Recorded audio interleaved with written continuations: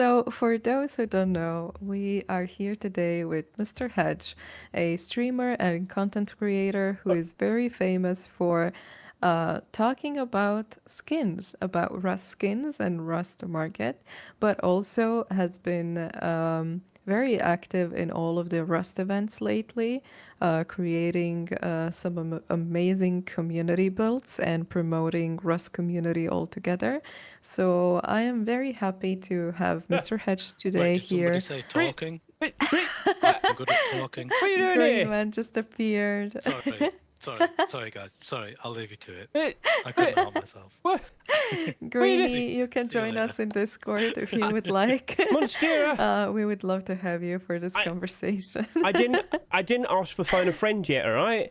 Listen, that's not going to ruin my chance of winning £1 million, is it? $1 million. Come on. Oh no. Oh no. All right. Look, I got to be honest with you. I didn't know we were starting like right now. I don't even feel like I'm dressed properly because I've just got the random things that people gave me in the last Art of Rust tour. I don't even know what I'm wearing. I got a parachute on. I got a welly boots hat. I got a standard hoodie. Oh, a skinless hoodie. I got no shoes on, and I got whatever these pants are. I don't even know what they are.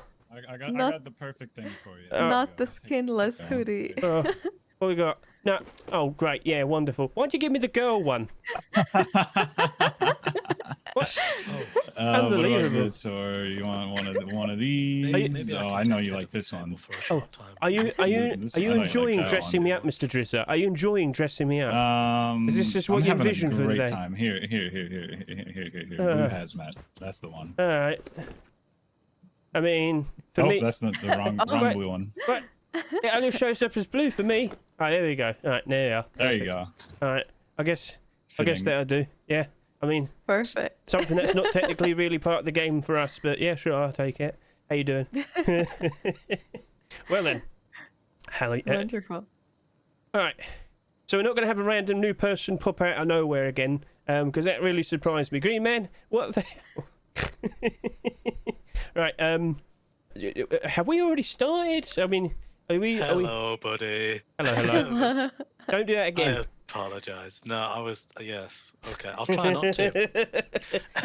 It's fine. I can't promise anything, Hedge. The more the merrier. Any way to give you a bit of a jump scare or get in your way, I'll take full advantage of that. Yep. All right. So, Monstera, you asked me to come over here, and I have no idea what to expect. What's the challenge? So is it a series of questions? Am I going to be attacked with them? No, and this is more like a casual conversation. I mean, I have like a jazz music playing in the background. I have my coffee here. We have some cozy lanterns and beautiful night skies. So we're just here for like a little comfy chat because I want the chat to get to know you. We want to get to know you and talk about what you do and talk about your events. So we will like go slowly, I guess, down the memory lane of how Hedge has become Hedge. What brought you to Rust? What brought me to Rust? Oh, Yes. How Oh. did you start playing Rust? How did you discover Rust? well, back when I was in university, I'm talking about mid-2010s. So I was aware of Rust's existence, but I was also aware of many other survival games' existence. In short, basically, 1 second, sorry. I didn't realise I was properly prepared for this. I've got like sounds going on in the background and whatnot. Do you mind if we could start again? Of course. Wherever I you do like to pick sincerely up. apologise about that. Like, again, like I wasn't really 100% sure where we were going. Like, could you like do a proper start? I know. Proper start? Yeah. Like again with the whole introduction and whatnot. Like, it's all on me. I do apologise, and I apologise to both the chats. I'm so sorry. I wasn't properly, like, fully 100% prepared. You are absolutely I hilarious. I'm I not am hiding used my to the intentionally- VIP screen. treatment. You're not used to Yeah. doing these We need a- VIP Uh, interviews with people. This one. Go then. I mean, I wasn't talking about new clothes, but let's go put the new clothes on. Okay. To be honest with Okay, you, I have from I my have perspective, hidden- it's not very good. This You can You probably see the You got tip of plenty of outfits Monstero's to choose head. from. You don't have a good visual. The interviews. Yeah, My resolution's a little bit small for this now. Might have to quickly change again. There you go. All right, there you go. Oh, that Alright. is much better. Much better. Perfect. That's great. All right, I do Okay, apologise. so Let's proceed. No Take need to two. apologise, Hedge. Take Yep. your time, mate. Thank you very much. Much Okay. appreciated. Do you want to do the whole introduction again? Ladies and Yes. gentlemen, boys We and start girls and from everybody the else. start. Right. Proceed. All right. Hello, everyone. Hello, chat. Today we are having a lovely interview with Hedge, a content creator in Rust that is talking about skins and skin marketplace, but also a wholesome creator who has been working and has been a part of many Rust events recently. And Hedge is famous for building a community buildings and including a lot of Rust community and promoting them in various ways through his stream and his YouTube. So I'm very excited to have this little conversation with all of you guys. Feel free to ask your questions in chat, anything that you have and wanted to know about Rust skins. So Hedge, welcome, and I hope you're comfy. I hope you're ready. We're just gonna have a little chat for the next hour. Oh, I'm always uncomfortable. Don't worry. I'm in my I'm in my normal setup. So good. I'm all reasonably good. So good day to see Can I all of ask you. the first question, please? Oh no, Of go on then. course, of course. Well, it's very off-putting that welly is wobbling around on the top of your head when you turn to look at me, I have to say. It is wonderful, though, by the way. I Wonderful. love your headdress. Is Why that the Hedge? question? Oh, gone. Oh, why Hedge? Oh, Where'd the name come from? it's my name. It's my name. Your real name is Nickname. Hedge. Nickname. Yeah. Last name. So Are you able to share how it came about? my surname Because is it's quite Hedges. a unique name. Greenman. Oh, okay. So that's where the hedge comes from. That's Yeah. actually really cool. I never knew that. I always wondered why you had that nickname, but that makes so much sense. Oh, English people normally just refer to each other by their surname. You know, Greenman. Because I No, remember you know that. Monstera painted a wonderful painting for you one time, and it was Oh, a hedge maze I in the got it. background. Well, here we go. Look. You okay? Yeah, no, I've got it here. Says, I've got it on my wall. I printed it out. There you go. Oh, wonderful. I keep them hidden Just under my. showing it on his stream. Yeah, I'll show again here. Oh, it's got the. Ah, no, the light. Go away, light. It's reflecting. Ah, it's ruining my wonderful picture. There you go. Perfect. But yeah, like basically, I obviously updated my background, and I hang it on my wall now. But I keep it hidden under a plant, just because it's all good green camouflage. Right. Yeah. Oh, Monstera will be happy to hear that, of course. The hedge painting is under the plant. Right. Yes. Hedge, how did you found out about Rust? Right, so I was already like fully well aware of when it initially came out, because everybody here might not fully remember this, but like in early 2010s, more specifically around 2012, Arma 2 had a very, very interesting mod. Arma 2, I can't remember the name of the mod specifically, but it was like the precursor to many, many, many multiplayer survival games. Now, you could go on YouTube, you could go look this up, but it was a really big thing that happened over 10 years ago. But what happened from there is then you saw like, what was it? What was the game that came out after that? I can't remember. Daisy, yes, that's it. You also had that really bad knockoff Warzy, I remember that. But then there was like many other games that spawned off, and they all kind of went into their own special direction. And Rust just so happened to be one of them. Maybe it was, maybe it wasn't, but it definitely came out when a lot of overworld crafting multiplayer games came out. And funnily enough, out of all the games, the one I bought initially was DayZ. But I bought the one that just came out after the mod, where they had to start from scratch all over again. and there wasn't that much content in it, and I got bored, and I spent quite a lot of my money that I had available back when I was in university, so I didn't really play that many games back then. I was disappointed in it. But in regards to Rust, it was like the other game I was interested in, but unfortunately couldn't really afford it back then. But there was a website, it's gone now. I'm sure a few people probably are aware of its existence, but there's a website called Trakmer Games, and you could do like surveys or play like stupid online games, and you'd earn points, and with those points you could then go buy like games or in-game items from like TF2 or Counter-Strike. And I went on it every day until I got enough points, and I got Rust essentially for free. I just spent my time instead, which in theory probably wasn't very smart. But here I am now, many years later. But initially, back in 2016, when I first played Rust, I spawned into a server, I found a pumpkin on the floor, I put it on my head, I walked past a big base, I immediately got shot in the head. I thought, this really isn't the game for me, and I put it back down.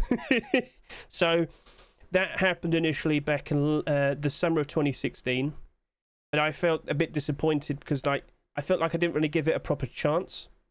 So in about spring 2017, I hopped back in. I think it's the year I was doing my masters, and I actually got the hang of it. I understood what to do.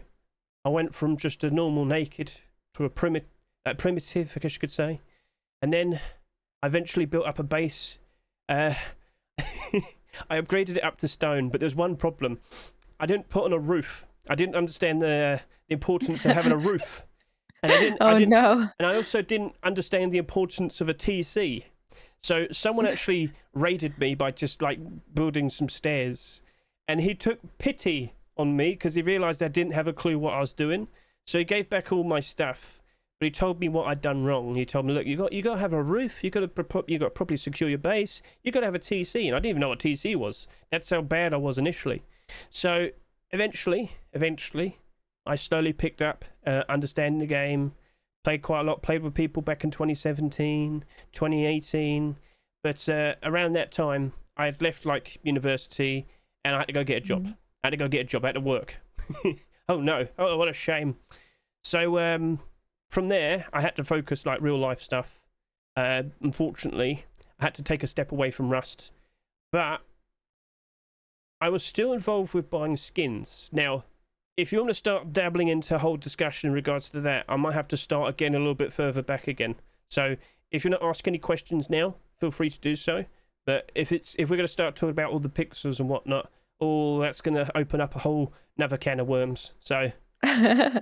Well, that's what we are here. We are here to talk about pixels and talk about Rust skins as much as you like, because if there is anyone who knows anything about Rust skins, it's you. Whenever I have anyone asking me about it or about the market, the Rust market, or about weekly Rust rotations, I just send them over to you because you are the person who explains it all. So for those in chat who don't quite understand how things work, could you explain how new skins are being added to the game? Right, so coincidentally, we're doing this on a Monday. Hello, everybody. So, every week, there's a whole big group of skin creators, probably up to 100 maybe, and they all submit skins to the Rust Workshop. They all have to submit their skins by before we roll into Tuesday, and all those skins get checked. You'll see the likes of Mr. TGG, that German guy. He'll quickly double check and make sure there's no, DMCA copyright issues. At least he tries. Considering the recent skin that happened, if you've seen that After Death AK. But aside from that, every week skins are reviewed, made sure they are of the quality standard, and then Face Punch will look at them, and then they'll pick the skins, and there you go. There's your brand new Rust store. But every single week, you're probably looking at least 100 to 120 viable skins that could be accepted, but then only about maybe 10. And then you might see some skins being accepted from the previous week's batch or last year's batch. We go back really far back, but it's very competitive. And I know Monstera can explain that as well, as someone who has contributed to making skins and also submitted quite a few skins that unfortunately didn't get accepted. But there is a lot of people involved. And if you do get your skins accepted, you do get paid. You do get paid quite a fair bit. But obviously it's based on how much the skins get bought as well. So I think it's on average, it's not 100% confirmed, it's not 100% accurate, but about a quarter of the sales goes towards the skin creators. And if you realise, hang on a minute, Hedge, don't some of these skins sell like 20, 30,000? Yeah. And they might sell from like $1 to $3, maybe even $5. So if you kind of take that into consideration, now you understand why loads of skin creators want to get involved in this. But considering it's very, very competitive, there's no guarantee you'll ever see a skin being accepted. I've seen many brand new skin creators appear, try their best, and unfortunately they still haven't had a skin accepted. So by all means, like if you want to try for yourself, if you're an up and coming texture artist, I've said that wrong, but you know what I'm trying to say. If you're curious about wanting to get involved and whatnot, by all means give it a shot, try. Go join the official Ruskin making Discord, understand the rules, understand what's like required, like the bare minimum, understanding what's the quality standard that Rust expect from skins, and just give it a shot. Monstera tried, and she has succeeded. In fact, how many skins now that you've worked on that have actually managed to get into the game now? Because I understand you helped Zed Skipper and Dark Schneider with one of the charity skins. That was a very nice batch. That was one of them was a Twitch drop, and one of them you had to pay $5 for. So Yes, props to you. we Money was also raised. have the Drizza's Twitch drop, Yep. the tiger rug. You made your very own Twitch drop as well, and also that's a first. That's a first out of all the skins, the many Twitch drops I've seen in like the complete past since like early 2021. Monstera's the first person to make her own Twitch drop, as far as I'm aware. Yeah, let's go. But coincidentally, it's not the only skin that you worked on in this batch of Twitch drops, is it? Because you also contributed to Webbits. As far as I'm aware, if you've seen Webbits Thompson, the little super bunny, she drew that. So very nice. It was very nice. You've done very, very well so far, Monstera. But I can't help but assume, tap my nose, maybe some more silly things will be made in the near future. Wink. So we'll see what happens from here. But I did see that you've been drawing some funny things during this whole Twitch drops event and whatnot. So you've definitely built yourself like your own very special platform. Like you've been doing collabs with Mr. Wildrum and whatnot. And you know, as far as I'm aware, I randomly met you in Charitable Rust 2023 when you drew that very awesome picture of the hazmat guys.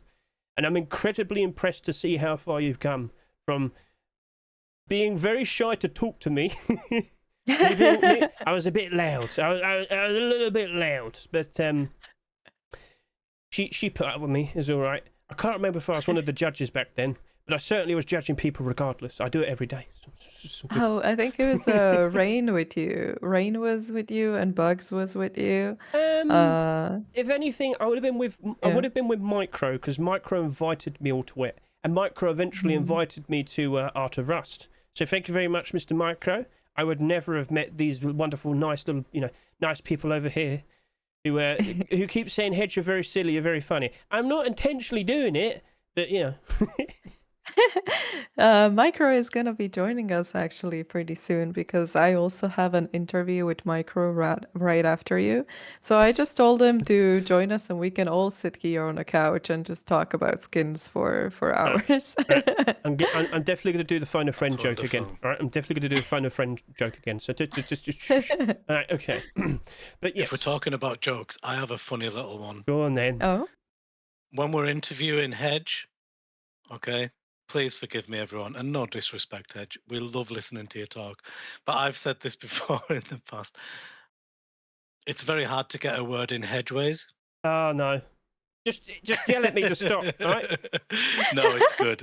We appreciate you talking. I love listening to you talking. It's great.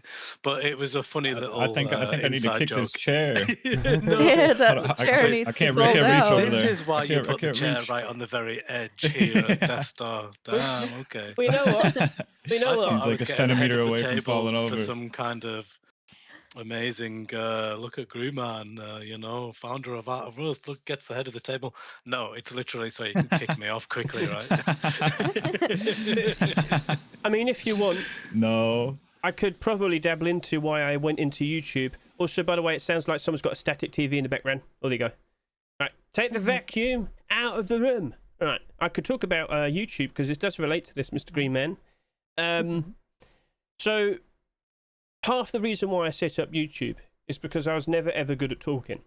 And for you to sit there and say, Hedge, it's always a pain trying to get a word in when you're talking. I'm not aware. I lack that awareness of knowing when to stop. I've always lacked the awareness of like conversation and talking. Obviously, I'm a lot different compared to where I was initially, like back in late 2021. But the whole YouTube thing was also just a method of self-improvement. I understood a lot of things. There's a wealth of knowledge up in that noggin. Well, yeah, I mean, I spoke to a friend who also did Twitch, and he said, look, if you really want to get somewhere, you've also got to go ahead and do YouTube to the side. You got to get your name out there. You got to talk what you got to talk about. You got to say what you got to say. And I was like, I totally understand that. I get that. But for most people in general with like YouTube, they don't really have a focus. And the same thing could be said with Twitch. A lot of people just turn up, play games, and hope for the best. And by all means, sometimes that does work out. Fair enough. But what really gets your foot in, what really gets you started, is if you kind of focus something. If you kind of like, again, it could be incredibly unique, specific. I mean, look at me. I yap about pixels. I yap about like skins. But if you actually focus something, get your name out there reasonably, people will know. People will be aware of you. People know you. Look, I'm speaking to artists here in Rust. That's incredibly specific. But they're talking to someone here who always looks and talks about investing into pixels. You know, we're all quite unique here, but we've all got our foot in. And I guess we could say, look at us now. Monstera, how many people have you got watching you right now? Over 5,000. I hope they're all listening, by the way. But never would you have imagined, I'm sure, that you'd probably have over 10,000 people watching you at a certain point, talking about or showcasing your artistic skills in Rust. Now, in general, most people, when they think of Rust, they wouldn't even think about art in Rust. They would never even think about investing or making some profits with Rust skins. But yeah, here we are. And the people here, you know, they watch us because we put an effort in to showcase what we like doing and what we like talking about and showcasing. So props to all of you three as well. Greenman, this never would have ever got started unless you came up with the idea for the server. Monstera, props to your absolutely fantastic artwork. A lot of people slowly started to become more and more aware of you. As far as I'm aware, you also did some thumbnails for people on their YouTube channels. And now look at you. You're doing video collabs with Mr. Willjim. You know, more important, even more people became aware of you. And Drizzer, how you doing, mate? Hope you have a nice day there. So, Yep. Yes, sir. Mr. Drizzer, I'm very well aware of your update videos and whatnot. You've also got yourself very nicely established. Many people are aware of you. So, like, again, you know, we all do some pretty unique things here, but because we stuck with it, we eventually got somewhere. And yeah. I've got to tell you, I mean, I could talk about my very early days with Twitch and whatnot, but you know what, Mr. Greenman, I'm being a bit self-aware now. I'll stop. Do you have any questions you might want to ask? I'm not being silly, I'm aware, but like, this probably is a good point to stop and then discuss thank you and then move on. for your kind words, you know, but let's not forget we're here to appreciate you and everything that you do also for the game. Like, it is true in what you say. Like, many of us individuals, I guess, have all played our part in making Rust, this experience in Rust, what it is today, right? And it is truly wonderful to be a part of it. And you're absolutely right. How incredible is it that Monstera's sitting here streaming with thousands upon thousands of followers, and also making history with regards to the skin. First painter with a Rust Twitch drop, probably first PvE primary player in the game to do it, and that is incredible. But the fact that you talked about us straight away just is a testament to your own personality. I mean, you're very much about other people as well, which is wonderful. Ed. You're a great guy, and every time I've ever had the pleasure of playing with you, doing like we've created some events here on Art of Rust in the past, and we've joined other events together and things like that. And you're always like super fun, like really interested in making incredible things for people to enjoy together. And on that aspect, I guess it is a team effort, right? A lot of super cool people all come together and try to make it a lot of fun for everybody else to enjoy. But yeah, I don't want to take over the conversation here, and just wanted to let you know that I think you're a great person, Hedge. You're a lot of fun to be around, and it's always for us guys. I mean, no offense, you are like a bit full on sometimes, which I enjoy. I do enjoy it. You're very fast paced and to the point, and sometimes I'm a little bit on edge myself. It's like, get these pasted in quick, do this. Can we add a PvP zone? Can we do this? Can we do that? You know, but ultimately it turns into an incredible event. I mean, the Shadowhopper Bone Wall one with the great picture of Alistair and stuff, that was so much fun. Yeah. You know, with all fairness, right? That was a group project. First of all, Yeah. Shadowhopper, props to him and his dedication. He slowly built himself up, constantly talking and requesting, we'll say it that way, requesting his desires for bone walls and rust, and fingers crossed, after that concept reveal, let's see if that might potentially be appearing this upcoming Halloween, fingers crossed. But I'll keep my eyes If open I remember for it. rightly, didn't Bone Alistair or walls. somebody do a little update saying So, like something was coming? the But year- that was quite a while ago, right? the 1 year anniversary was the beginning of January, and Facepunch actually responded to him saying, hey, we actually built up like a concept idea, and what it looked like was a building skin. And I'm crossing my fingers and hoping, you know what, it'd be awesome if we got like the Halloween version of the gingerbread building skin we have for Christmas. You know how everybody gets that gingerbread building skin I think for free? that's what it might be if it comes out. That's what I've been banking on. Ever since I first saw it, I always thought, you know what, that'll make perfect sense okay. if it's a wood building skin for Halloween. That would align. And That would everybody align, gets it for yeah, free. That's interesting. But For it sure. yeah, so props to Mr. Shadowhopper, his dedication, and all the magic cards he could find with skeletons on them. Props to him. But one thing I should address, though, is I got a lot of help. I had incredibly lots of help from Mr. Cheezztaco. I know at the very beginning, earlier, you said, oh, Hedge, you build up a whole lot of projects. You make a whole lot of like mini events. The reality is I come up with an idea. Cheese is the one that builds it. It's all Cheezztaco. Yeah. So go take a look and see him Shout to Cheese. on Yeah, Twitter. definitely. He's even got his own YouTube set up now. Sorry, Cheese, but I got to say it. He started practicing Wonderful. aim training. He was incredibly impressed because he started putting up uploads of shorts on YouTube showing his progress with aim training. He got 1,000 views on one of them. It's like, how did that happen? I was like, well, I guess a lot of people just interested in improving their aim training like you are. But like, honestly, since the very random day he turned around and said, Hedge, I know we just got these bikes introduced. This is what, July 2024, yep. He went and made a racetrack. And I was like, what? And he was like, yeah, I just felt like doing it. I thought, it'd be a fun thing to do. So I hopped in, took a look at it, and I was like, oh my, we gotta show this off. We gotta bring my server in. We gotta go test this out, race each other and whatnot. And that's exactly what we did. And it occurred to me from there, like, oh, we could probably bring this into the Art of Rust server. Building up like fun little mini events and whatnot is art in its own sort of like special way.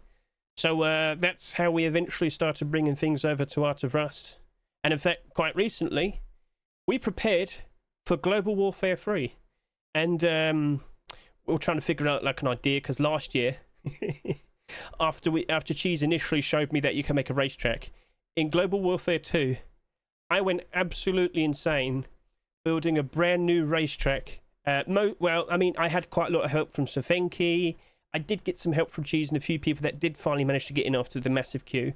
But for quite a long time, it was just me and Thanlk, and we couldn't get that much resources. But we eventually did make a racetrack. I made a 5-hour video showcasing that. So if you want to see Hedge slowly go insane, crazy, building that, consider watching that. But for every other fun build, whether it was the Halloween thing that we did with Shadow Hopper, the Christmas thing where we made Snowmobile racetrack, Cheese has basically done most of the build. I'll give him an idea, but that man, he is a real-life, living 3D printer. He is an insane architect. It's maddening what he can do. And I just noticed in the chats right there, I see Phil. Phil, thank you very much for the recent help in Global Warfare 3. So as I was just alluding to, we actually prepared beforehand because we wanted to make like a special bridge design, and it was also going to be incorporated as a jousting arena, but we're also considering trying to do like a rally racetrack, and that could have still been like the start and the finish. So in preparing for this, we actually managed to actually save the build, and with great thanks to you, Mr. Greenman, and everybody else, we actually have brought it in this server now. So for the August 2025 Art of Rust tour, you can take a good look at Big Ben, and you can get a good look at what we built for the bridge, the London Bridge, a medieval design where years back, many years back, people would build like pubs and shops and even hotels on London Bridge. Go look this up, Green Man. I don't think many people are even aware of that. But yeah, we took I've seen it. It's incredible. We had a interesting approach with the design, but Cheese was the one who just thought of it. I said, you know what, Cheese, we could do like half a bridge, half a jousting arena. Cheese put the effort in to go do a little bit of research. He came up with the whole theme in regards to the medieval London Bridge. So I cannot, and I refuse. So for the for the people watching right now that might be confused, you work with Cheese on a bunch of builds for like popular events and charity events, and there's a server tour on the Art of Rust where we're at right now, where Hedge and Cheese also build like racetracks and things like that for the community to come and enjoy. His viewers come in, and he'll make like almost like a little mini game out of a base build with electricity, where like there's some of the racetracks that I've seen him build have laser detection systems in them, traps and all that stuff. And this London Bridge was one of the things you built in Global Warfare 3, right? Yes. That's what that was that we visited you at, and they had like a bunch of artwork everywhere in there, and it was a part of a whole thing that went on during the Fancy Orb event. Yeah, after the Germans stopped headshotting me, we eventually managed to get the bridge done. The admins told us because there's so many builds within the area, we weren't allowed to build Big Ben, unfortunately. But at the very least, we did prepare. We did prepare beforehand, and we got it saved, and we brought it into this server. So at least some people would be able to see it. At least some people would be able to appreciate the design we had, because we actually made sure it fit within the rules of the build rules. If you can remember with Global Warfare 3, they wanted to tackle the problems and issues with lag. Oh, what a load of good that did. But anyway, but yeah, we made sure it was 6x6. We made sure it fit perfectly fine. It's just they were correct. There was a lot of builds near us, and we'll be pushing it if you were to do that. So, bit unfortunate. Yeah, but Europe was really crowded on that map, but you guys made it work. It looked real good when we visited. Yep. But I also had Philly in my team, and we're going to try and do like some fun rally racetrack things. We're going to build some special checkpoints. We're going to try and do a race all around the area. But unfortunately, Global Warfare 3 was very, very, very combat focused, I guess we could say. I'm sure you'd know. You're Canada. You had fun. So unfortunately, the role play aspect didn't really work out, because what I was going to do, to be very, very silly, I wanted to grab one of the nukes, and I wanted to force everybody in the server to take part in a wacky races type of race, where they'd have to go all around the map, go to certain checkpoints. They'd have to collect like a special item. So think of it like half a racetrack and half a scavenger hunt. And if they acquired all the items, they'd have to race all the way back to where the bridge was. And the first people to make it back would be the team that, received the nuke afterwards. So I thought that would be an incredibly fun way to make people visit every area in the whole map, but also just to get everybody involved as well. But unfortunately, that wild. And you know what? Who knows, eh? Global Warfare 4, maybe. Europe was definitely on my side to try and do this. I definitely established the idea to everybody, but again, everybody was just so combat focused. Nothing could be done really. So it's unfortunate. One of the super fun events that you did on the Art of Rust was the pie fight one. Yes. Stands out in my mind. That was incredible. Greenman, it's so incredibly awkward how that came to be. But so Cheese. So I told her, okay. So the precursor to that was the breast cancer charity event, and if you were there, and I'm sure some people in the Art of Rest server were there, we built a boob-shaped racetrack. Yes, it was basically like an 8 shape. Go watch my video. But what we did was, what we found out is, because we made like a special trap area where we had like ladder hatches randomly drop down. So if you had like a whole series of them in a long sort of tunnel, imagine if you're trying to race motorbikes through it, but then randomly a ladder hatch comes down, you're going to hit it, you're going to stop, you're going to slow down. But what we found out was, in that like rectangular area, we could do a massive pie fight. This is quite literally the time when they first introduced pies. I told Becca, hey, what if we just make a whole bunch of pies and just you know, just have a massive food fight? And we did it. We pulled it off. It was fun. And I spoke to Cheese and I said, you know what? Why don't we go ahead and make an actual pie fighting arena?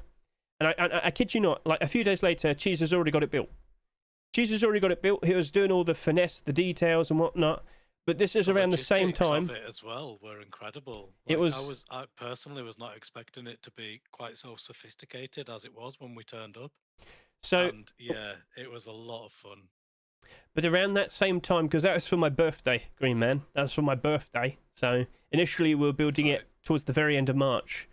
This is the same time where I accidentally had the accident and gave myself a second-degree burn on my hand. Yeah.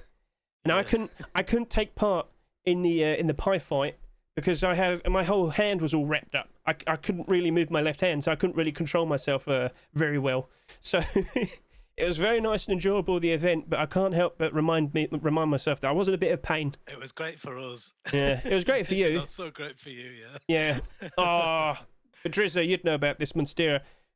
Obviously, like, I wanted to get a demo recorded, and I recorded my own demo, but it came out broken.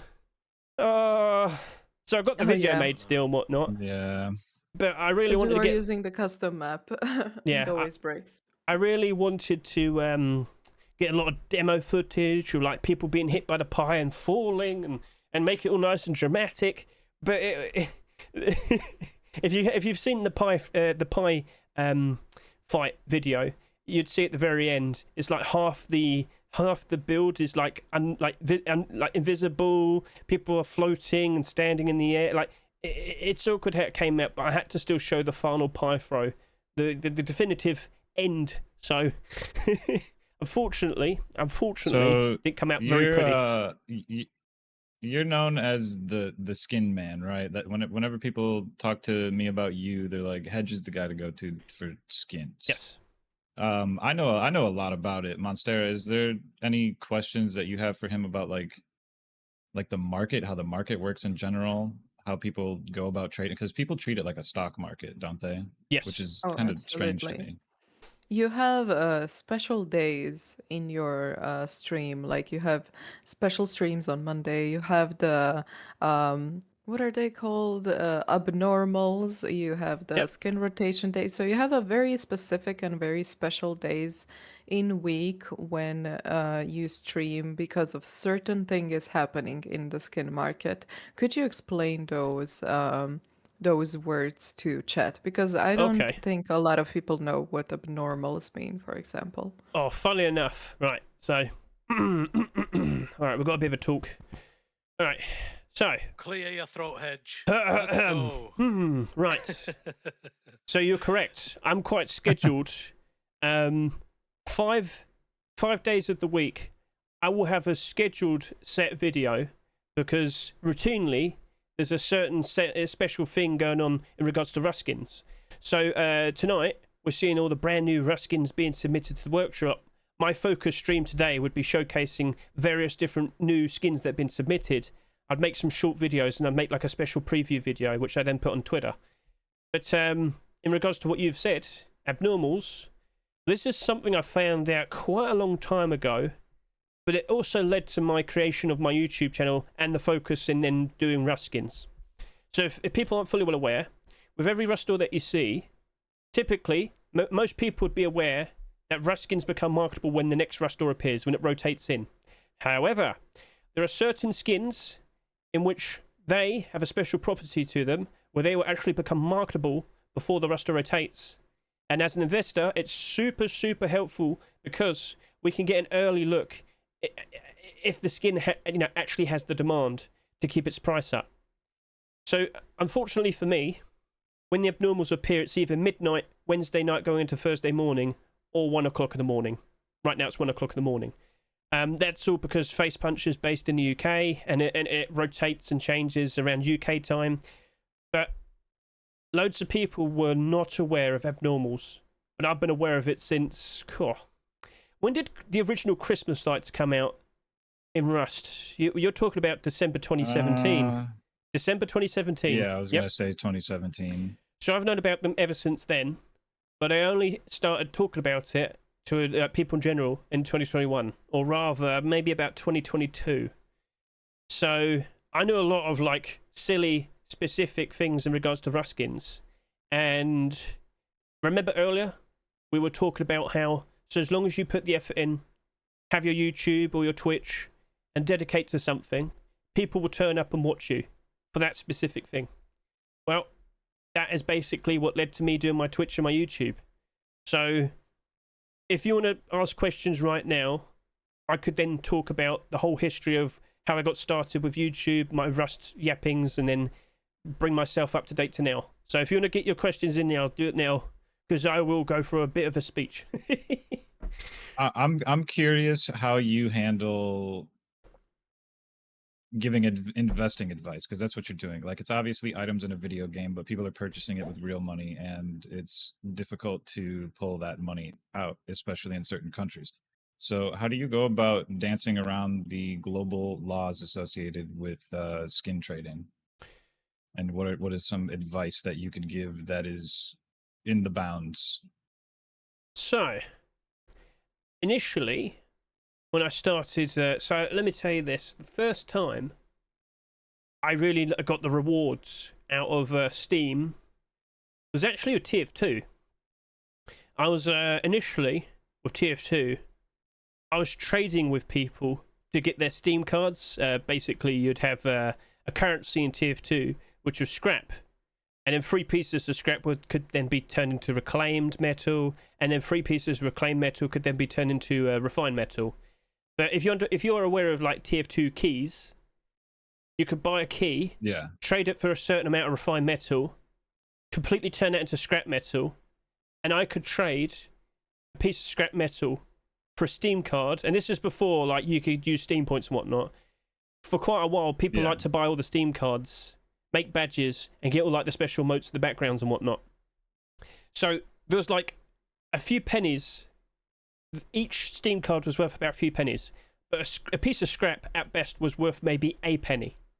So what I kept doing was I kept trading a whole bunch of scrap for Steam cards, selling the Steam cards, buying more keys, getting more metal, trading metal for more Steam cards, kept doing that every day, and it got to a point where I bought, when GTA 5 came out on Steam, I bought myself, a friend, and another friend, a game each. But they paid 75% of the cost to me, and yeah, that's where I first got the benefit. So Drizzer, over the years, I have appreciated Valve indexes. Yes, I very much appreciate them. Other people do as well. And then when the Steam Deck came out, isn't there isn't there a way that you can buy products with Steam wallet balance? Yeah, that Steam allows. A lot of people do that now, but once Valve started rolling those out, and then you also had like the Steam controller and whatnot, a lot of people use their Steam wallet for that.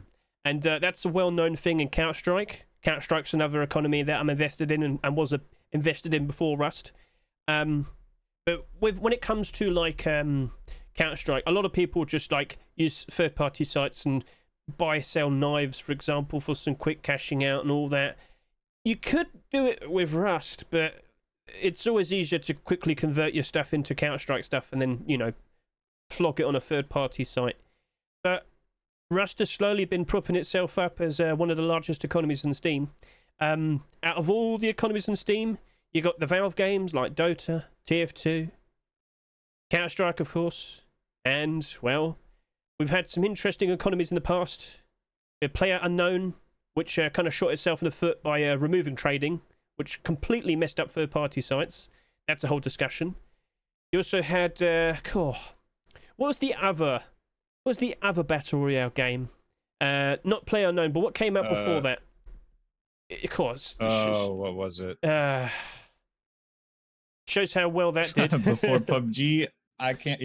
I think I know what you're talking about. I don't remember what it's called. But we'll forget Ant a minute. But that also had an interesting economy. Whatever that game was that we can't remember. That used to have cases that were worth lots. H1Z1. Thank you very much. That's it. Yeah. So H1Z1. Famous crates. That came out first. The crates in that were ridiculous. But then PlayerUnknown came out, and that was just better. H1Z1 got pushed aside. That economy tanked. PlayerUnknown appeared. Like the special Twitch pack that came out with that was instantly marketable, but it was only available for a short period of time. And then once it was gone, suddenly that was going all the way up to about $50. The initial pre-order pack in PlayerUnknown went up to about $1,000. It was ridiculous. That game was wild when it came out. But then, as I said, the developers in that game, they removed trading. You couldn't trade. You could still buy on the Steam market, but nope, you cannot trade. And that completely ruined its economy, and it killed off all the third-party sites, which were stuck with all the skins that they had all hoarded up and whatnot. They didn't want to be like a Counter-Strike, and unfortunately, that was kind of its undoing. I used to play PUBG. I remember a while ago. I think I was still in high school, and I got like a free crate from the game, and I opened it. It was a $200 skirt. Ooh! And I sold it, and I bought all the DLC and Elder Scrolls Online. Well.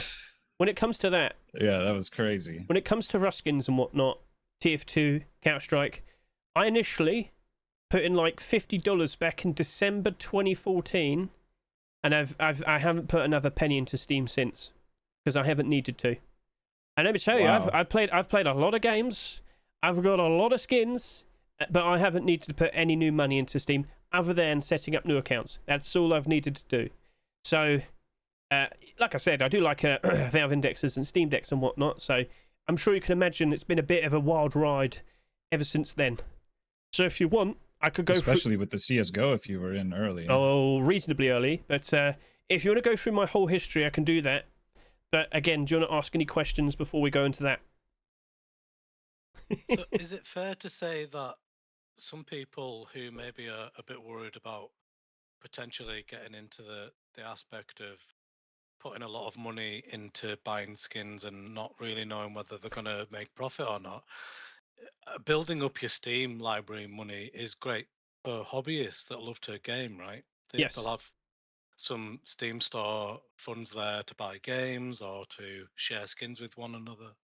It's not just about like making in real life money, right? You can build up a kind of a library ready to just enjoy gaming without worrying about using your own money. If you follow some of your skin videos and stuff, which are very reliable, I have to say, you can genuinely, with some careful thought, and obviously, again, we don't condone gambling and things like that. I don't get involved with that either.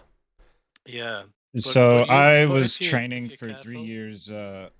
I was training for 3 years under a financial advisor. I am not licensed, but I am diligent enough to tell you that you should not be buying things from Steam with the intent of making a profit off of it. You are buying basically an item to use in a video game that can potentially make some money that you can buy other video games with. Right. So don't go out and spend a bunch of money. Don't go out and gamble. No, it's not a good thing to do, and you can't do it in certain countries. Don't do that. Yeah. Right. Can I just quickly point out, Drizzer, Greenman, you got different volumes, because when Greenman talks, I quickly adjust the volume, but then Drizzer just spoke there and I just jumped. But yeah, I'm sorry. Yeah, it's all good. You can personally change it in the Discord. Yeah. All right. But Greenman, as you were talking about that, you definitely brought up a thing that I've started recently when you talked about new people getting involved with wanting to invest into Ruskins and whatnot. And I actually set up a brand new series where I only start with $100 in a new account, and I want to see how far I can go with it. And let me tell you, it's really slow.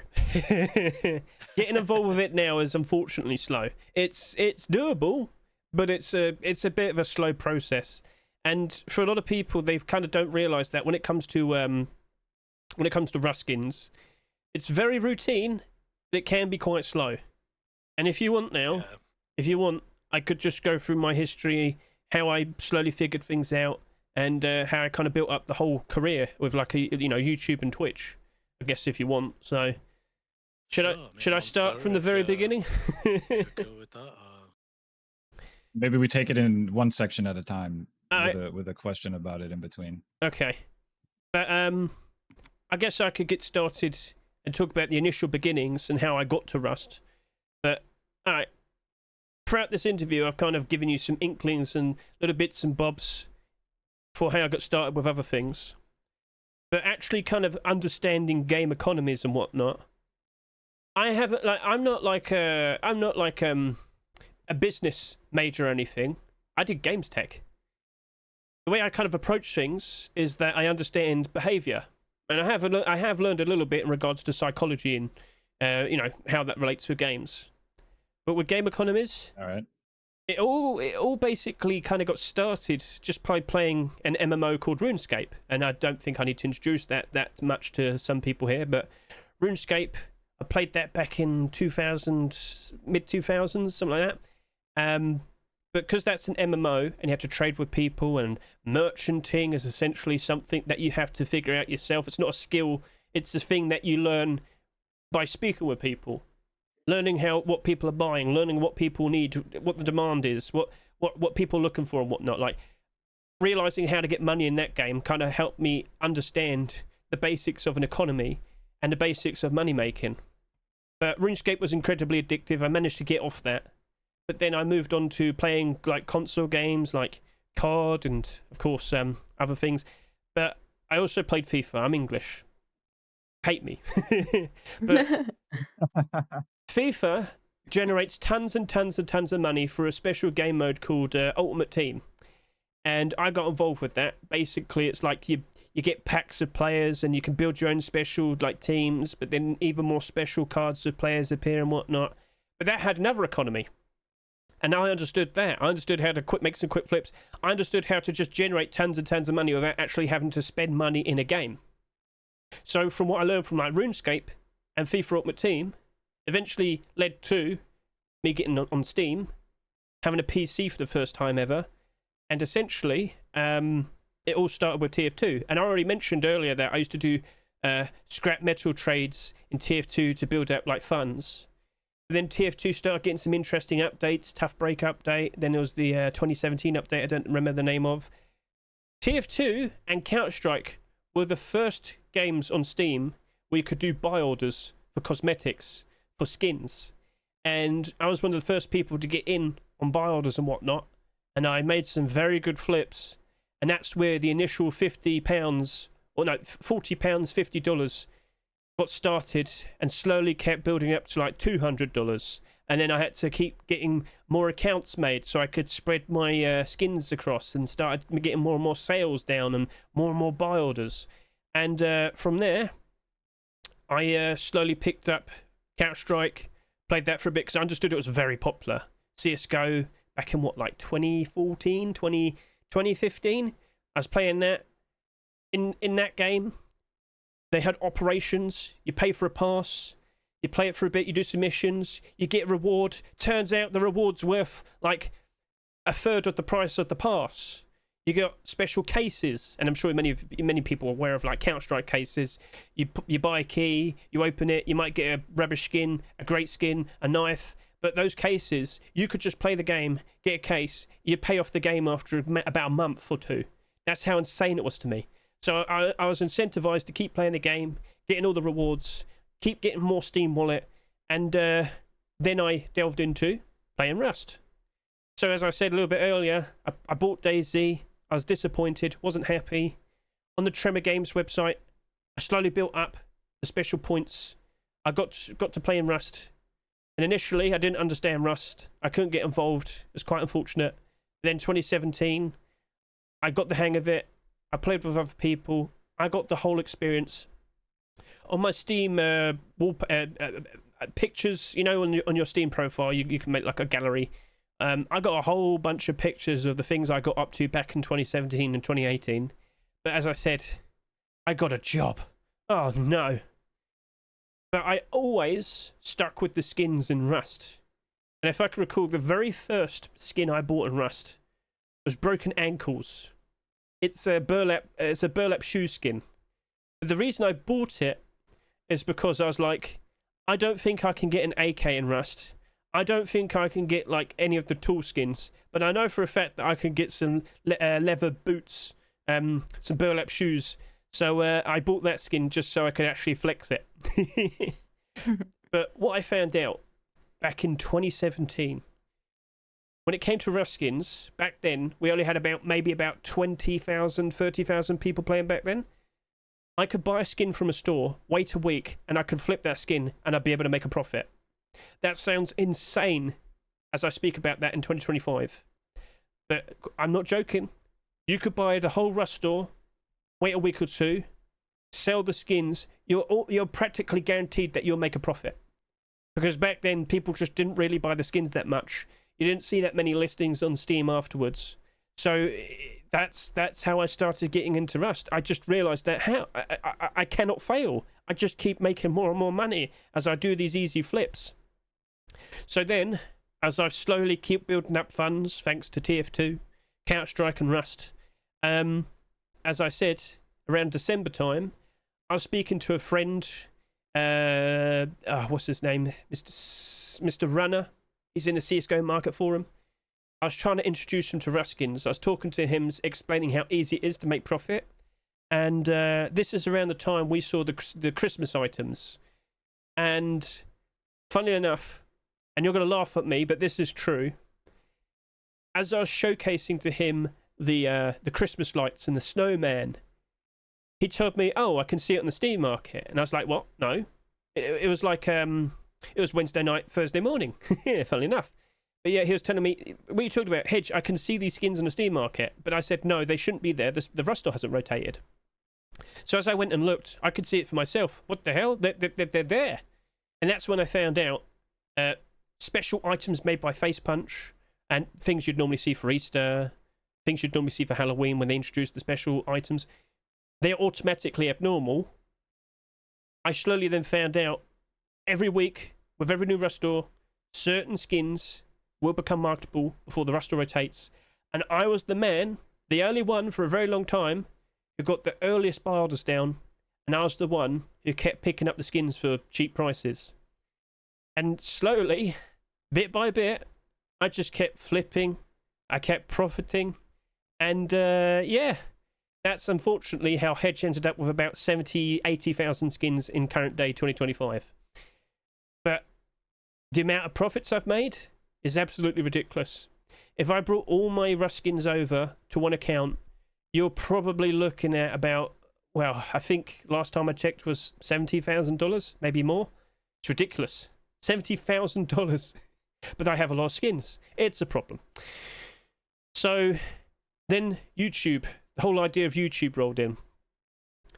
In short, when it came to understanding that certain skins became marketable early, when it comes to TF2 and Counter-Strike, when those things first appeared, when an update came out, all their cosmetics and their skins would come out immediately. So in that regard, those things would be like an immediate thing. I'd always have to be around to make sure I was ready for an update. But with Rust, it was so laid back, and we kept seeing skins appearing every week, and they'd become marketable at set times every week. I was trying to get people involved. I was trying to get all the Counter-Strike people in the CSGO Market Forum server to give it a shot. But not everybody would understand it. Once COVID happened, unfortunately, I wasn't doing much at home. I was kind of stuck. I was bored.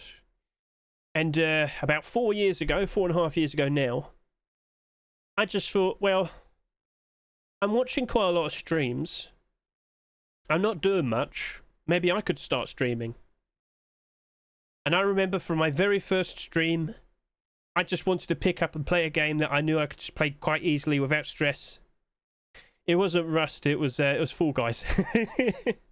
But I played for an hour and a half. I had like 2 people speak to me throughout. But from then on, I kept track of every single stream that I started. So whenever someone jumps into my stream, always look at the description. You'll see I keep count. Right now, I'm on my 1,438th stream. And, well, I wasn't getting many people watching me. I was streaming a lot, but I was just playing random games that I felt like. But of course, I was still doing my things in the background in regards to Steam. And then it hit me, well, why don't I start talking more about the things I get up to with the Steam market? I play TF2, Counter-Strike, Rust, and I play the market for all of them. If anything, the game I play the most is the Steam market. So I started initially kind of showcasing my Counter-Strike inventories. But whenever people turned up for that, I'd always talk about Rust as well. I'd always talk about TF2 as well. But slowly, bit by bit, more and more people got interested in Rust.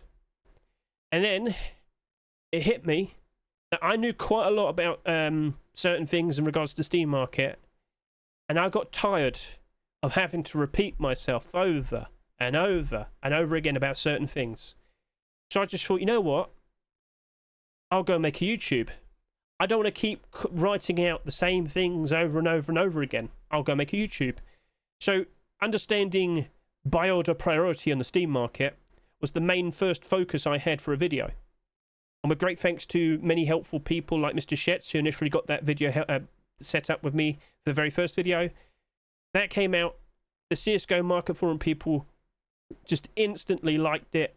And to my day, that's my second most viewed video ever. But after I did that, I didn't really feel the need to do anything. But little by little, bit by bit, more and more people that enjoyed Ruskins were visiting my streams. And of course, I was putting the effort into showcase and talk about Ruskins. So then it hit me, why don't I talk about Rust a whole lot more? Why don't I go discuss and reveal all the details that I'm aware of that are stuck inside my head? So I started building up some videos. I started a series. If I keep talking about Ruskins to CSGO people, CS2 people now, if anything, they weren't going to fully understand how to get started, how to initially approach everything. So I first set up my Rust Economy 101 video series. And that's a playlist that's still on my YouTube right now. You could go watch it. If you're completely new to Ruskin investing, go watch that. There's a good series of videos there that will basically inform you of everything. And it could easily help anyone initially understand and get involved with Ruskin investing. But of course, I kept doing my streams every single day. I have something to talk about every single day. I'm being aware of like new skins being submitted to the workshop, new skins being accepted in Rust stores. I'm sitting there talking about what I can invest into. Now, when it comes to Ruskin investing, I'm definitely not the first person to have set up YouTube videos discussing this and whatnot. We've had a few more people in the past come and go, Almighty, for example. But in regards to the things I was aware of, no one was discussing it. And I've been involved with Ruskin since 2017. I've seen many instances where behaviour has repeated itself. So I started making more and more and more videos saying, hey guys, watch out about that thing. I've seen something very similar happen in the past, and it might turn out to be a bad thing. Turns out things like that keep reoccurring. I've pointed out in the past about good things that I've noticed. Good things that could potentially happen. Everybody loves a revolver skin, for example, ha ha ha, but yeah. In most instances with this investing situation, it's because I've experienced it. I've kept track of behaviour. I mentioned earlier, I've studied a fair bit with psychology. That quite literally is my approach. I never learned and studied business. I understood the behaviour of the people. I've kept track and experienced things that have happened on the Steam market. I've experienced different economies in different games. RuneScape, Ultimate Team, TF2, Counter-Strike, and Rust. And it slowly built me up to where I am now. I've recently just got 11,000 subscribers. Thank you very much to everybody who has listened to my incessant yapping. But as you mentioned earlier, Drizzer, at all Monstera, Yeah. I'm very scheduled. I have set things that I can talk about every single week, 5 days a week. That'll be the discussion of the newly submitted skins in the workshop, my discussions and talks about the abnormal skins, of the Rust rotation. I do a 48-hour analysis, And more recently, I started discussing going back to Rust Doors from 2 months ago and doing a profit review, discussing how did everything turn out, like how initially did I approach those brand new skins, and how did everything turn out? Did they match up to expectations? So I have put out a new video every single day for the past 3 years now. Probably more than 3 years. I've actually lost count. I have probably almost 3,000 videos, because once I started realizing that people like short videos, I'd pump out 2 a day. But people like them. Like, it really does surprise me that a lot of people were aware of me. I was initially very unsure of myself to approach actual content creators, because I feel guilty. And I'll talk about the Twitch drop situation, because a lot of people keep asking me, Hedge, when are you going to get your Twitch drop made? When are you going to get your Twitch drop in Rust? But like, I talk about a very specific niche with Rust that I don't feel like it's fair on everybody else. Now, in regards to Monstera, you're absolutely fantastic at what you do. And props to you. You have entertained many people over the past week, and you've done a wonderful, genuine, good, splendid effort. Props to you. Keep up the good work. And I look forward to doing some future projects with you in the future. What might that be? We'll wait and see. Yeah. But like, I just feel guilty. But let me tell you, I am going to be making a Twitch drop. In fact, it might be made currently right now. Who knows? But in regards to if I'm going to get a Twitch drop, I don't want to get a vanity skin. I don't want to get something with my stupid face in it, or my stupid logo on it. No. I want to say thank you to the people who've given me so much to talk about over the many years.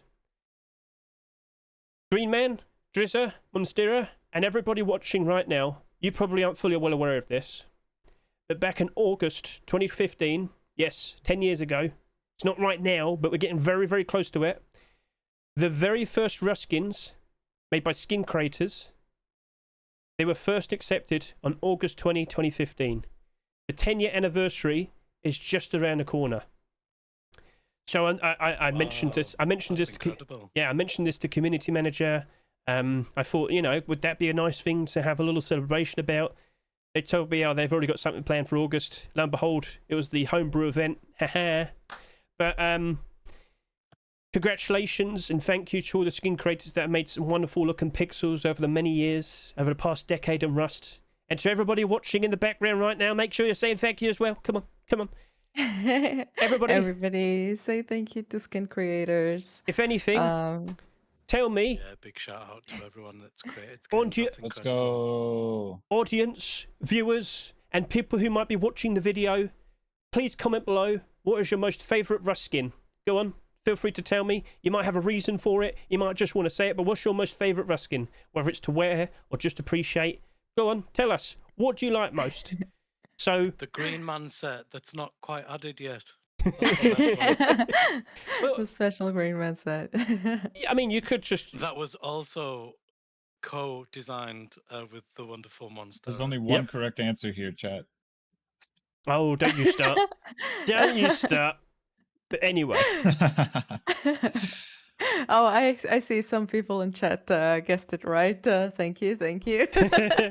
Oh, okay. Yeah. But that's a good shout. At the end of the day, it's committing to these niches, these special little things, in ways you can slowly figure out that you might be connected with people more than you realise. Never would I have realised I'd be able to just hop in, say hello to the Art of Rust community, and they've greatly opened their arms to me. Even though I'm quite loud, I will admit that, I'm fully well aware. Even though I'm a bit odd, I would admit that I'm very well aware. And a bit strange, but yeah, let's not just keep going on with that. Anyway.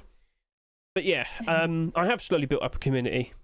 I gotta be honest with you, it just kind of happened. I know, as I said, I kept with it. I'm stubborn, I guess you could say. I've yapped about Rust skins to 2 people. I've yapped about Rust skins to 6 people, to 14. I remember quite literally when I went in my server and I said, oh my goodness, I had 20 people watching me talk about the brand new skins of the Rust store today. That must have been about, maybe about 2022, early 2022, probably something like that. But little by little, bit by bit, I've managed to talk to more and more and more people. I've got myself involved in more and more and more servers. And quite literally, I no longer have that fear in talking to actual Ruskin Rust content creators is what I meant to say. Sorry about that. But again, I also speak to Ruskin creators as well. So, you know, with the recent Global Warfare event, I actually had people come up to me and say, hey, how you doing? Like, they knew me. They were saying thank you for all the videos and whatnot. I was like, what, really? You listen to this?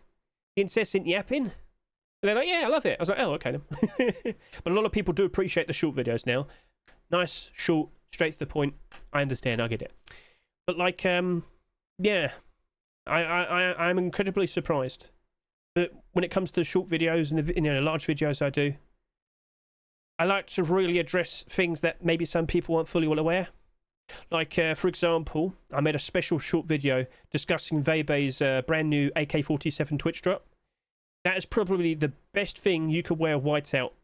So, to everybody out there, go whip that out. You got it for absolutely free. A transparent red aim sight on a mostly white/pink AK-47.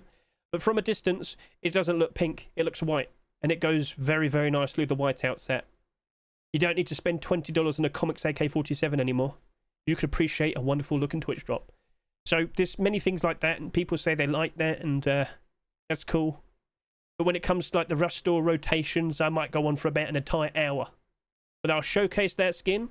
I'll show it off at night. Switch the lights on. Snap, snap. You get the idea. But I want to make sure that when we get these new skins, people get a good look at them, and I give them a genuine good response in regards to whether it's going to be a nice investment or not.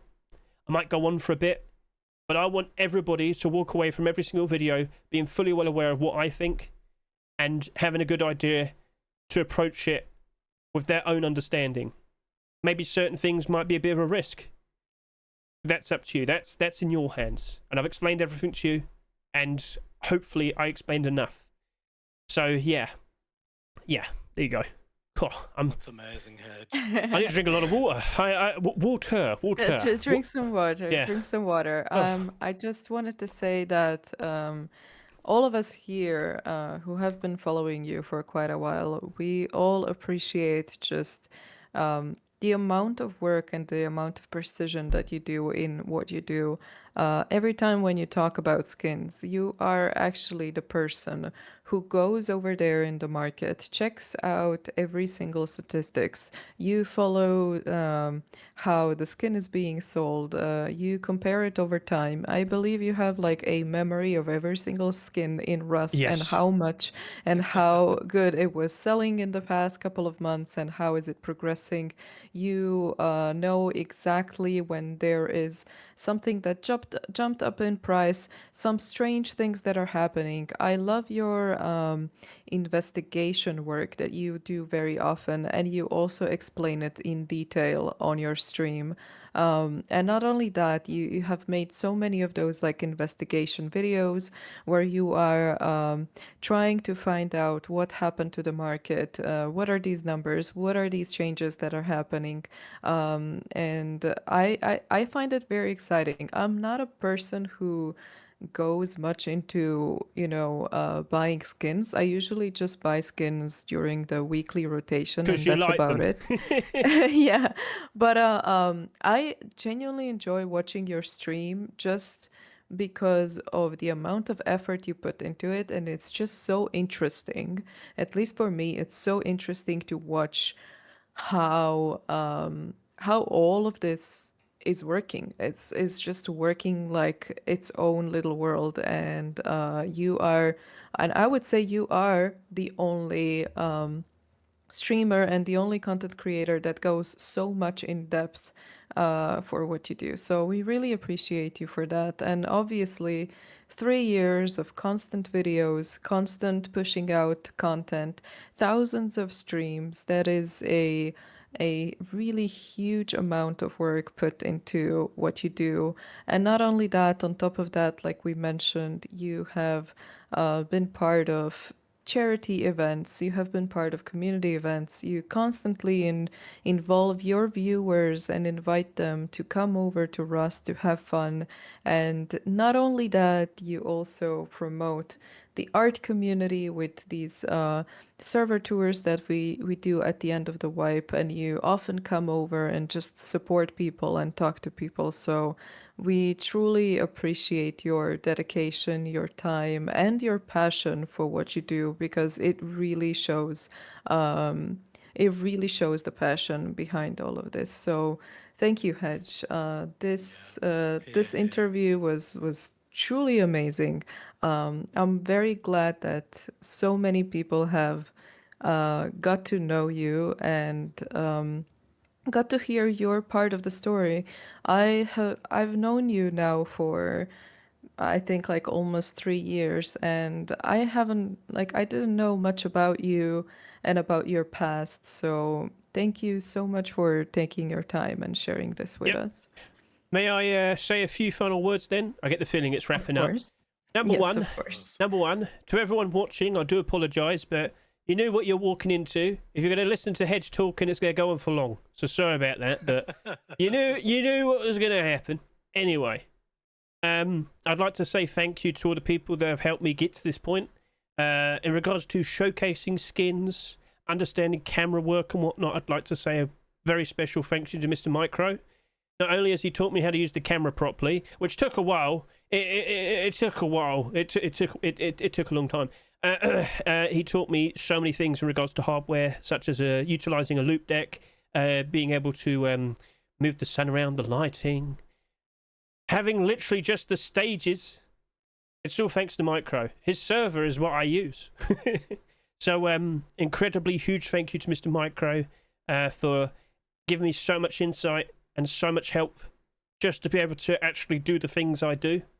Because if he wasn't around, I'd never have got to this point. So I had to make sure that I had to get his name out there. I had to make sure that, that I got my thanks to him. Because, again, I wouldn't be doing what I could do right now without him. And Face Punch, if you're watching, it'd be a very cool idea. It'd be a very cool idea for complete the sets this year if we saw Thunder Gold hoodie and pants being accepted. I'm just saying. I'm just saying. Anyway. Some more porcelain. But also, once again, a very special thank you to all the people that have helped me out with projects. In the past, it's been like Thanlk, it's been many people in my server, most especially Mr. Cheezztaco. Never would I have been able to do these fun, silly events if it wasn't that without the help from Mr. Cheese. Like, I'll come up with an idea, he instantly gets all printed out. Here's a human 3D printer. He is insane. He is mad. It's maddening, but they're all dedicated, and I'm very, very grateful for all the help. I'd also like to say thank you to all the mods and whatnot that managed to keep the keep the server running, keep the streams reasonably okay. And to all of Monstera's moderators, you've done a fantastic job over the past week or so. Congrats to you, but you still got another week to go, right? Just saying. Yeah.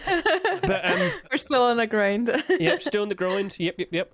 But thank you to everybody who has put up with me, who has endured the yapping. I can only hope that you've learned and made some gains. This is a great testament to your character, Hedge. You spend a lot of time talking about other people and trying to help encourage them on their journeys as well. Well, and I hope, and we don't need to overlook the infamous click, right? I mean, that is something that I found quite entertaining over the videos that I've watched. It would have been really cool if you changed the time right then. If you did that. But yeah. If that happened, that would be insane, yeah. Monstera, can we edit a live video to a click to daylight and back to dark? But yeah, the testament, really, you spend a lot of time talking about other people, so we greatly appreciate your selflessness on this journey as well. It's really incredible. It's all right. You know what? A special thank you in regards to the Art of Rust video tours that we've been doing. Special thank you to Trakmer. He has been doing some video edits for me for quite some time. I could also say thank you to Waldoonaald, recently making quite a lot of thumbnails. But for all the Art of Rust tours, Trakmer has been the one who's edited it. We tried some... Trakmer, thank you so much. We tested some things out. We tested out some special edits and some some screen wipes and whatnot. but we realised it took too long to make them, so we only got the one made for one video. But here's the one who, after I've done like a whole stream, I wouldn't know how to refine it. I wouldn't know how to make it a lot more streamlined. Because I remember, you, Mr. Greenman, you said, "Oh, Hedge, do you reckon you could aim for like a 30-minute video?" You don't need to bring that up, mate. It's okay. Well, the struggle is we'll have a good look around. Like, the amount of things we look at now, it goes on for about like 3 hours at some points. How can I take away so much, Mr. Greenman? You tell me you only want 30 minutes. I can't refine it that much. How difficult it is for an editor to try to find what to cut out of a video that's filled with creativeness and wonderful builds all the way around. Like, yeah, that's a super hard job. Like, yeah, but Trakmer from Chile, he is also an artist himself, so he understands the fine arts, the wonderful, wonderful, lovely things that we see. So he tries his best to make sure that we get a good look at everything. But I do apologise in the past if some people didn't get that much of a look with their stuff. Just understand there's a lot of footage, and I try my best to make sure that they are reasonably straightforward and streamlined. But it's also a massive thanks to Mr. Trakmer for doing a very good job as well. So, oh, good, Hedge. Well, thank you for taking the time to record them as well.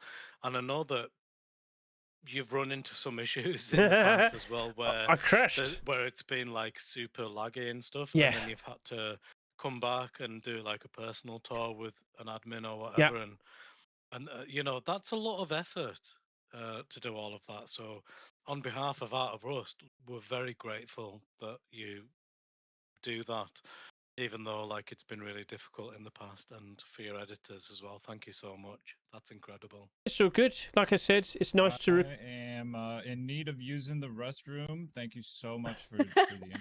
Oh, mate, Trizza! Whoa. Appreciate it so much. I'm going to soil myself if I don't go to the bathroom. He's right gone. Now, so I do really appreciate you. Don't shit up. yourself at the desk, Drew. Trizza! I have to AFK. He's off. Just go behind the couch. Just go behind the sofa. You can. He's behind the Oh, you're right. window You're there. right. I'll just go this way. I'll go Yeah, this way. there you There we go. go. See you later. He goes. Yeah. I mean, Off the edge. Oh, that's He could have just why stood I from have the the edge. chair here. Okay, it makes sense now. Hedge, once again, thank you so much for joining us. It has been an absolute pleasure having you here, and we look forward to all of your new videos and all of your new projects. I really can't wait to see what future brings. Oh, I could tell you what the future's going to bring. This is for you. This is for you. Monstera, you said you like to play games that people buy for you, correct? You like to try them out and whatnot. I know I talked about that Midnight Walk game, which is very cool, by the way. That's a great Halloween game to play. But it's just occurred to me, and everybody in Monstera's chat, brace yourself, okay? All right, I'm going to say it. Monstera, have you ever played Stardew Valley? Yes. Okay, Yes. I looked at her profile. I was like, what? She hasn't got it on her profile? I was going to say, I was like, how? But yeah, you have then. You're telling me that you have. I love Stardew Valley. I was going to say, how could an artist not have played that? But if you have played it, fair enough. Because I was going to gift that to her. I was going to like, Monstera, you've got to play this. It's going to make you so happy. Thank you. That's very kind of you. Yeah. Yes, Stardew Valley is absolutely like one of those legendary games. I mean, just made by one developer, and it being literally just a legendary game in gaming history, because so many people and so many communities have grown on it, and yeah, it's a wonderful game, and maybe I'll play it on stream sometime as well. Have you got all the achievements? No, I don't think I have. Oh, you got to go do that. I have to Sorry. collect all of that. You got to go do it. I managed to do all of it. It's a bit hard, but it's a wonderful game. So, yeah. Something completely different compared to Rust. But honestly, if you just want a lovely, wholesome, relaxing experience, that's definitely a game to play. Yeah. So, I thought that would have been a perfect gift for you, but evidently you've already played it. Darn. Oh well. Thank you. Thank you Right. so much. And thank you, everybody from Hedges chat. Appreciate you guys. And for those who are not following Hedge, I'm going to give a little shout out. Give that man Uh, a follow. Oh. Let's go. Please Hedge is, give a Hedge is follow wonderful. to Hedge. Oh, I actually already shouted you out earlier. I'm on a I'm I'm on I'm grateful. You can do it again if you want. yeah, but I'm just gonna do it like this. Greenman, is it really hot where you are? I've just endured stupid amounts of heat Everybody without the follow fan on. I don't Hedge. want the sound on. Yes. Oh. Yes, mate. Yes, mate. I'm fully aware. It's crazy. And in UK, it's not normal to have It's not air normal. conditioning or anything like that. So we just melt. Yeah, pretty much. That's all we do. Oh, but Like your Wonderful. hands after that accent. I'm sorry. I couldn't help myself. yeah, thank you I for the whole apologise. thing, Monstera. Thank you, Mhm. Greenman. Thank you, Drizzer. Absolutely. Thank you, Wherever you Hedge. might Thank be you, out there, Hedge. I think he's he's in a bush. So He's in the he's in a bush. So thank you very much. I hope it was a pleasant experience, and I could do it again in the future. You know, I got plenty more Yep. yappings in me. It I was look forward to wonderful it. to hear your story and all of the information, Hedge. Thank you, Have a And thank I'm you. great looking forward to the evening next and build. Oh, also, Nope. good luck maybe with we'll catch up with you at the bridge. yeah, Yeah. That I've listened absolutely. At to. the end of the month. Yep. Good luck with talking about abnormals. Yeah, but tonight I've got to go yap about brand new skin submissions. That's what I got to do. So thank you once again. Catch you later. See you and goodbye. Have a good A night. pleasure, Hedge. Good night, mate.